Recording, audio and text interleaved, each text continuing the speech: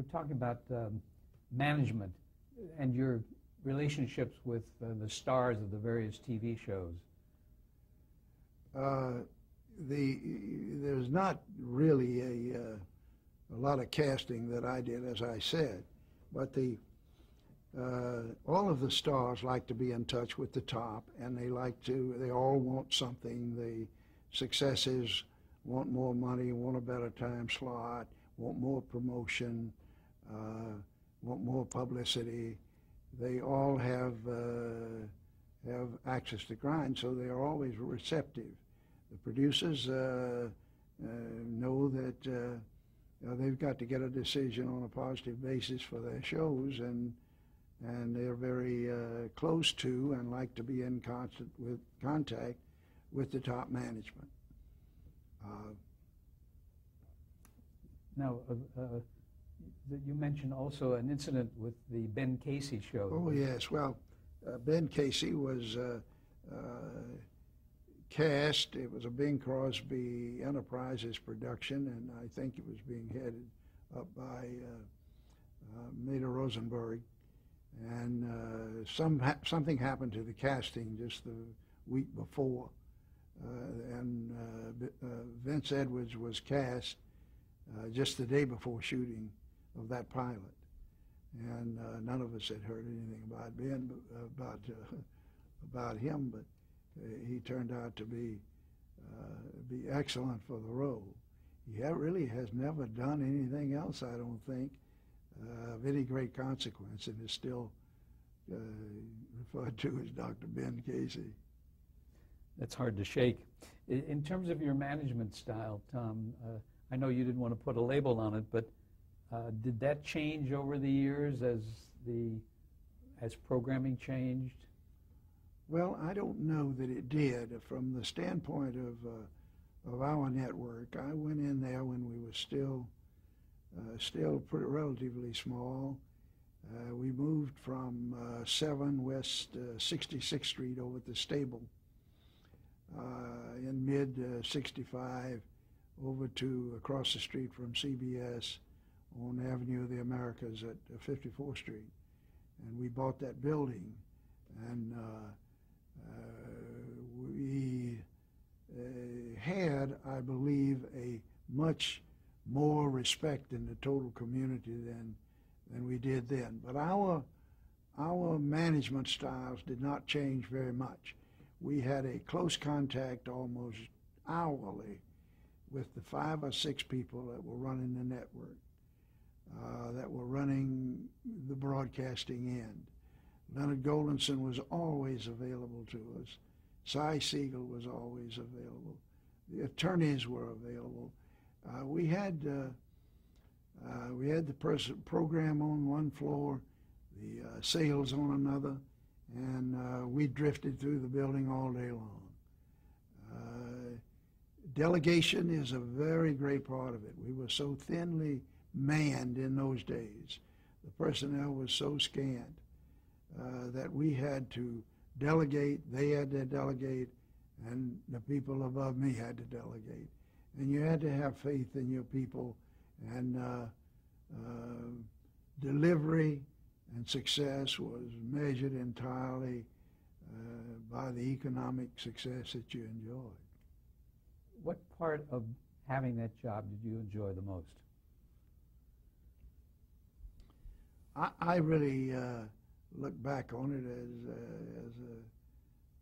an opportunity that was given to me probably far over my head, that I was very lucky to be there at the right time. I enjoyed very much the close relation with Leonard and the board of directors. I went on the board in 1962. I liked the board. I enjoyed the programming more than anything else, and the Hollywood aspects of it, and the manufacture of programs. And you always take great joy and pride out of successful programming. If you program a period and a hit comes out of it, that's a source of great pride. You never have everything work, though. Did you spend much time in Hollywood where the films were being made? A great deal. The advertisers and the advertising agencies all wanted to be a part of the act, and you didn't want to let them be a part of the act without being present. And we spent a lot of time out here. The presentations would be made out here by people like Spelling and Quinn Martin. They'd like to come to New York too, but they were never as comfortable coming to New York to sell as to sell in their own backyard out here and sit around. But I was tremendously impressed. One of the first jobs that I had was with Walt Disney, and to have come from my background to be sitting across and talking and working with Walt Disney was just the beginning of a lot. You can't help but be impressed by being around and being friends with Bing Crosby and Danny Thomas and Ozzie Nelson and all of those people that were on our network. We had pretty good relations with Hollywood because we were sort of the upstart that made the other two guys come out here. That's where it all began, when you started doing film Yeah. work here. How did the industry change over the, I know this is a difficult question, over the 40 years that you were in the television business? Well, you know, I almost saw the thing come from nothing, from 1,500 sets in Los Angeles to numbers that I just have a hard time believing. The greatest mistake I think that change forced upon over-the-air broadcasting, the greatest change was cable. We all, with the possible exception of CBS, underestimated cable.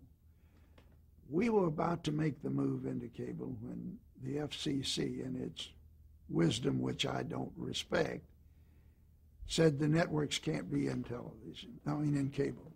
You cannot own cable systems. Well, we bought a television network and nobody ever said a word. That was ESPN. And other things came to us through cable, but we were not gung-ho for cable. And we missed a great deal of a turn in making other networks come. People like Barry Diller, who saw it, made themselves billionaires out of USA. He's back into it now with some negotiation going on. But we totally missed the 80% of all television sets now have access to some type other than over the air. I'm tremendously impressed with what is being done by the competition of cable, and that is the direct to home. That is growing by leaps and bounds. I have it at my ranch up in Northern California, and it is better than my cable in Palm Springs. We're talking now about satellite television. Satellite television, direct to the home. Not relayed, not anything, just sent straight out of the air. I wanted to ask you about the role of the network programmer. Has that changed over those 40 years that you were with television? Well, they've spread the responsibilities among a lot more people. And with this ruling of the FCC that permits them to produce more of their programming, they are doing more and more in-house programming. That is going to have to change some way. Studios are looking at that. They are not happy with what's going on there. For them to own it and to direct their programming, their scheduling, and orders on the basis of what they can control down the road is not, in my belief, the best interest for the whole industry. We talked about the older audience being shortchanged, so to speak. Do you think that television audiences have changed, that their tastes have changed throughout the years? No, they're getting older. The same people are getting older. The baby boomers are moving into the people that we went for back in the 60s and 70s are now getting up there where they are in the category that is the undesirables. Someone once told me that a person has settled on its kind of music for life by the time they're 30 years old. And I believe that happened to me, and I believe it happened to people, and they're going out of the rock now, they're going into all kinds of modification. I think that to some degree is true of television. There are programs, it's amazing to me how much people hark back to old types programming. Do you want to be a millionaire was just $64,000 question with a couple of new gimmicks. And it's not very different. Probably the most durable type of programming in the world has been Merv Griffin. His stable of 3 game shows, I think it is, and he owns all aspects of it. And Merv is one of the wealthiest men in the country, and he has done it by without a network. He sold to King for the distribution, but he held enough of it that the royalties are great. But those shows haven't changed a dadgum bit in 35 years. And every now and then something will come back that was almost identical to what we had. And even the movies to resurrect The Fugitive, The Untouchables, is an indication that the programming wasn't all that bad, and it will always be similar. But there'll be an evolution in the same way that almost all entertainment does go through. There'll be other great changes. I think the opportunities for young people in this world are just greater than they ever have been. Crowded to be sure, and they've got to be better than they were probably in my day. But there's going to be an awful lot of opportunity ahead in the world of communication. You mentioned earlier your involvement with the Corporation for Public Broadcasting. Let's touch on that. Here again, the guy that got me into the Corporation of Public Broadcasting was Jack Valenti. The first appropriation to form the corporation was $7 million, which in federal money is just real peanuts. And that was about 1967. And that first board of the Corporation of Public Broadcasting was superb. Jack Rather, Jock Whitney, Ovita Culp Hobby, Frank Pace, the chairman of MIT. We had a fabulous board. And the idea was to allocate federal money to help public television who had only the public subscription. I think during my time, the federal appropriation, I was there for 7 years. And the last 2 years, I was vice chairman. And during that time, the federal appropriation went from $7 million to $250 million. I had the good fortune to be the chairman of the Satellite Committee for Public Television. During that time, with the aid of a very talented retired naval officer, put up the satellites for $37 million, financed by the Bank of America with the consent, advise and consent of Congress. And today, public broadcasting has the best intercommunication system in the world. None of the other networks has it, and couldn't now get it because it would either cost too much, or they link still by microwave or by cable. Public television is still, because of indecision, if public television had been created in 1952, when the freeze was lifted, if it had begun then, it would be far, far better, because it's almost all VHF, good channels, and is today, for me, very successful. I look at it a great deal. They have an entirely different programming problem from commerciality. But they do have a commercial problem. They are moving more and more toward commercials. If you will look now, they are getting between the shows. They talk a while about the Ford Foundation, and then they talk about the Ford car. And they're going to continue to move in that direction. I hate the aspect of public television having to beg twice a year, having to get on the air, cut their programming short, and just plead and plead and plead with the public. I think it ought to be wholly federally subsidized and kept pure. The type people it attracts very seldom move over into into commercial television, and the programming very seldom ever moves. You can't name a really, well, possibly Henson, but he started on ABC with not Pat Boone, Jimmy Dean. The Muppets Man. Yeah, he was that was a fabulous talent. I was a big friend of Jim. He just is.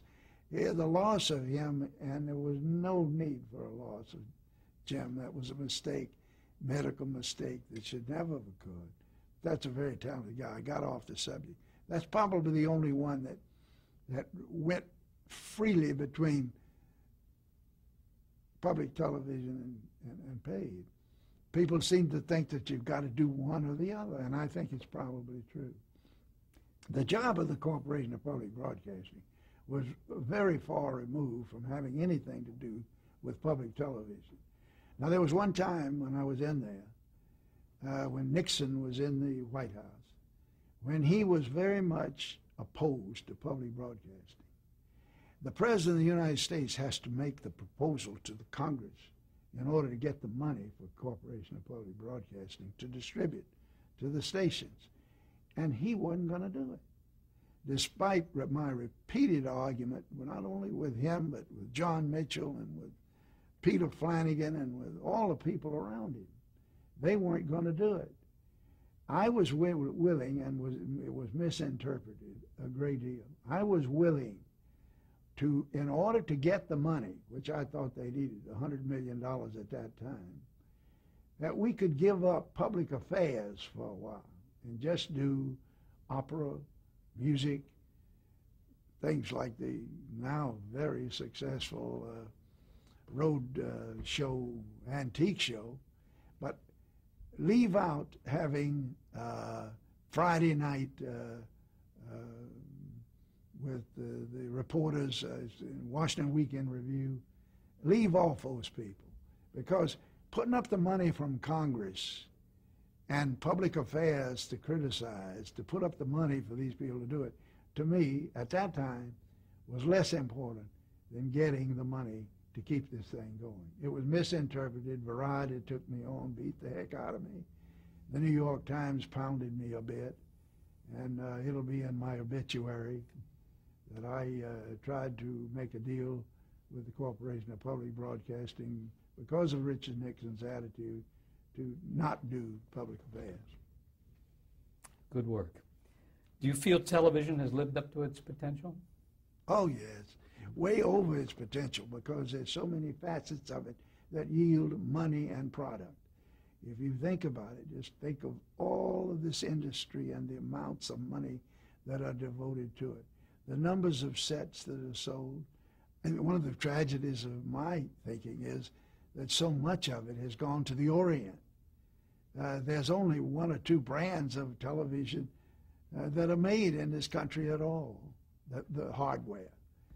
Most of the rest of the hardware is developed in this country, but is made abroad on a mass basis. But television has fulfilled, obviously, just look at the success of it. It has had its aches and pains and justifiable criticism. But you go back to old Marshall McLuhan, forget the programming of the moment. The main thing is the existence of the system. And it is true. I am very proud of having been at the birth of this business and having been with it almost from its infancy. And I wish to heck I could hang around and do a lot more. What advice would you give to an aspiring television executive? Well, Gad, he's going to have a lot of luck. I would say the real big future of the business is going to be divided, and they should choose the field carefully into which they are best adapted.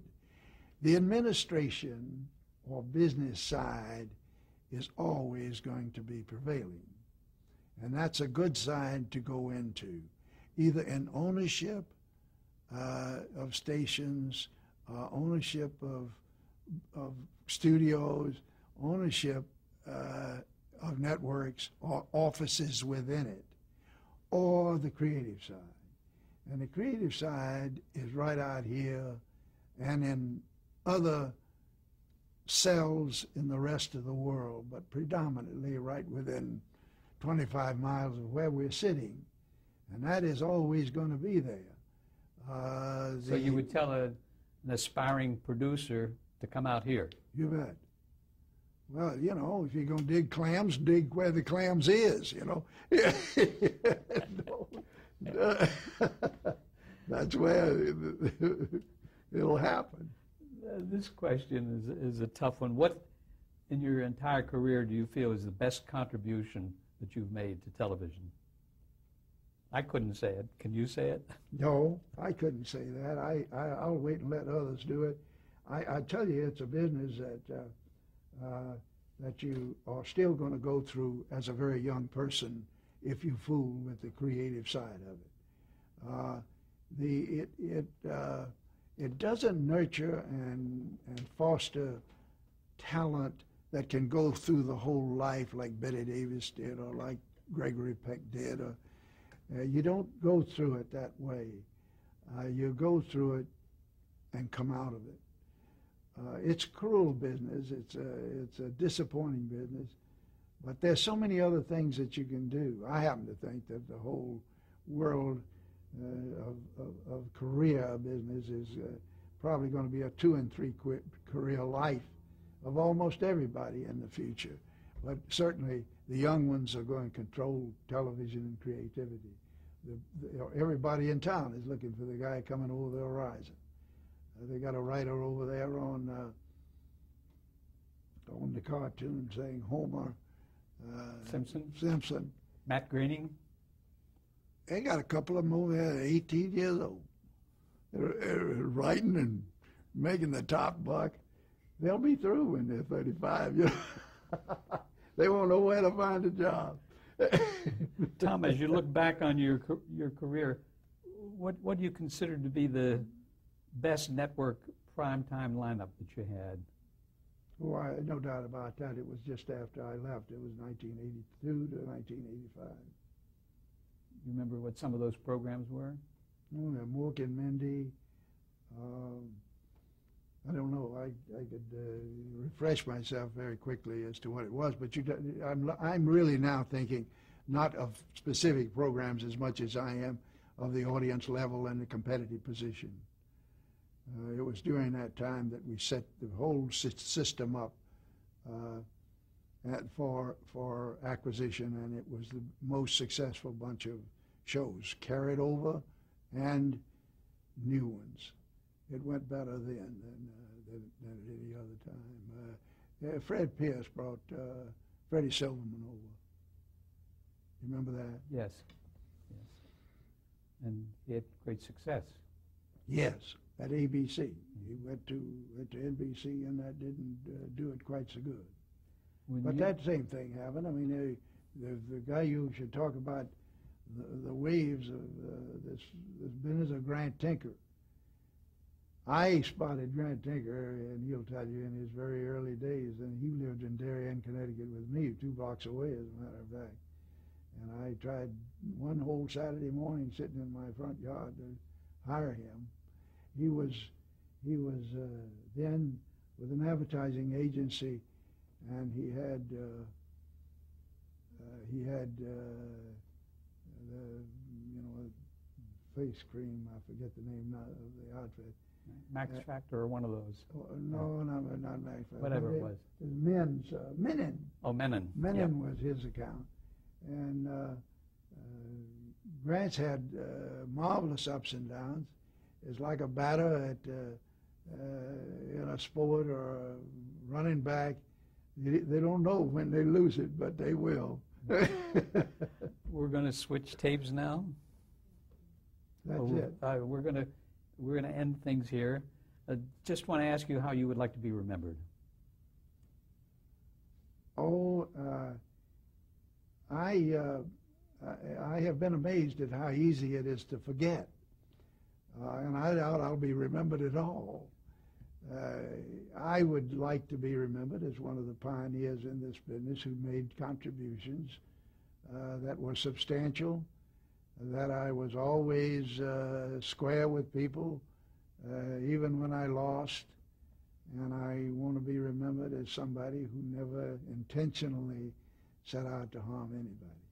Fair enough. Okay. Tom, we thank you very much for this very, very informative This has been interview. a tremendous pleasure to me, and I'm glad to have a taped obituary.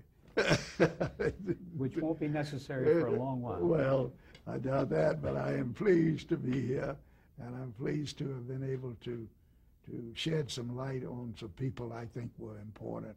And if I've hurt anybody, I'm sorry. No, you I haven't. didn't mean You to. haven't. Okay, did you